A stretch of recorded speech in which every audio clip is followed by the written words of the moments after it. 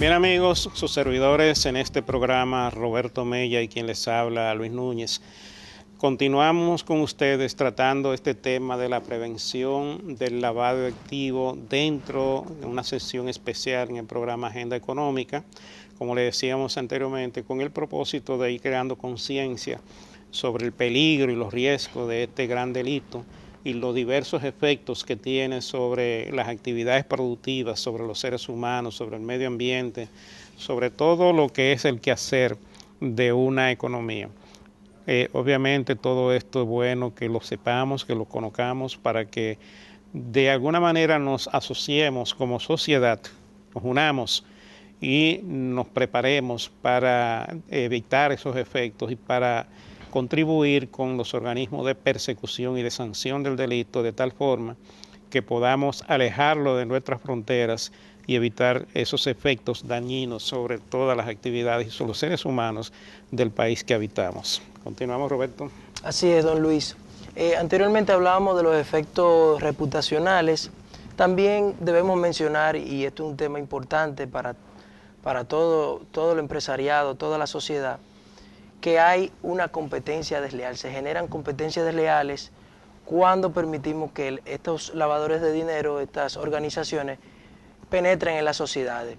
Esto ocasiona, como ya hemos mencionado, considerando que estos grupos no le interesan las rentabilidades, por lo que hace que pueden montar o crear empresas en sectores importantes, como no le interesa la rentabilidad, tienen precios más bajos y llevan inclusive, podrían llevar al quiebre de toda una cantidad importante de empresas. En este aspecto lo que queremos decir es que como al criminal no le interesa un determinado nivel de rentabilidad en sus operaciones económicas, sino el hecho de poder lavar el dinero sucio, puede hacer ofertas de precios que estén en condiciones atractivas para ellos lograr sus objetivos, pero que chocan con lo que son las actividades normales de los demás productores y de las demás actividades productivas.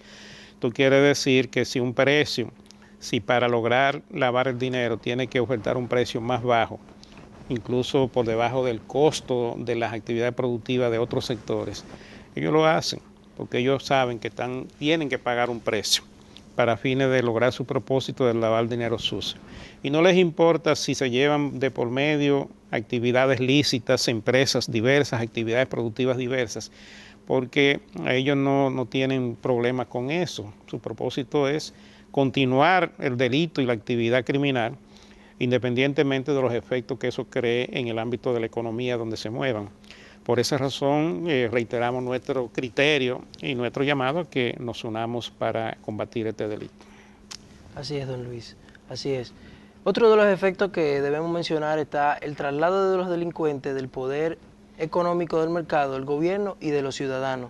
Y también pueden producirse apoderamientos virtuales del gobierno en caso de que se hayan penetrado mediante la compra de voluntad de las instituciones legítimas. Las instituciones legítimamente establecidas. Así es, así es. También debemos mencionar un costo importante elevado. También tenemos una lámina con algunas informaciones. Costo social elevado. El costo social, así es. Un mayor esfuerzo para la aplicación de la ley, para evitar el deterioro de las instituciones públicas y privadas y los partidos políticos. Y en ese sentido, según estimaciones del Informe Mundial sobre las Drogas, en el 2009 el número total de personas que consumen drogas ilícitas supera los 250 millones, lo que equivale a un 4% de la población mundial entre 15 y 64 años de edad. De esa cantidad de personas, 38 millones son drogodependientes, pero tan solo 4.9 millones reciben tratamiento y atención científicamente comprobado. El costo para la sociedad mundial que ocasiona el abuso de la droga es de 180 billones, según el Instituto Nacional de Abuso contra las Drogas. Eso es una cifra del 2006. O sea, 180.000 millones de dólares. Exactamente, 180 billones o 180 mil millones. El costo de un encarcelamiento por este delito para la sociedad estadounidense es de $18.400 por persona al año. Así que todo conlleva a un costo. lo cual quizá a través de un pensamiento simple del ciudadano común podría decir, bueno, pero es que el lavado de dinero no entiendo por qué se debería de ver como algo desde el punto de vista financiero y económico negativo, si lo que pasa es justamente lo contrario. Lo que ingresa son grandes cantidades de capitales que lo que hacen es crecer las economías. Y bueno, ahí tenemos varios ejemplos, como lo vimos en algunos documentales en Miami, donde anteriormente estas eran sociedades de personas retiradas, ya de avanzada edad, y ahora se ven como grandes ciudades, ¿no?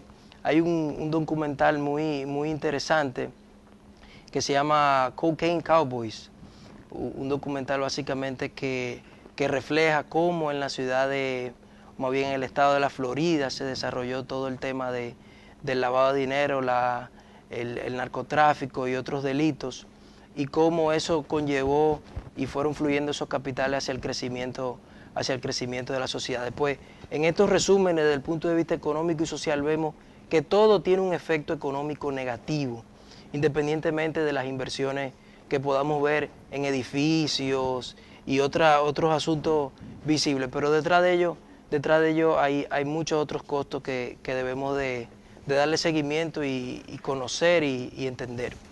Entre esos costos indirectos está la posesión de armas, la proliferación de armas que utilizan los criminales en sus actividades, la disputa por el territorio cuando hay problemas entre bandas que se dedican al delito, las muertes con violencia diversas que ya mencionábamos en la sesión anterior.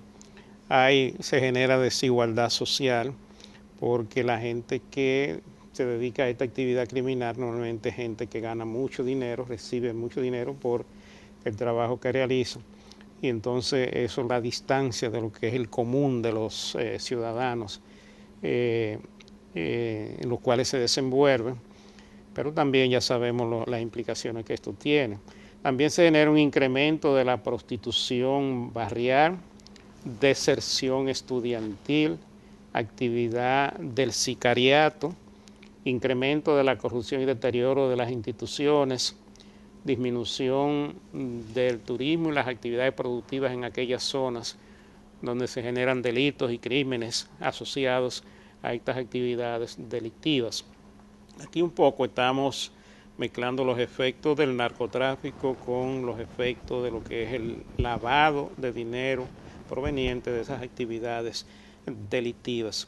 Hay toda una serie de problemas que se generan que ponen entredicho algunos criterios que en algunas ocasiones se han discutido en el sentido de que ciertos sectores se preguntan por qué combatir el delito si es una fuente de ingresos para los países. Claro.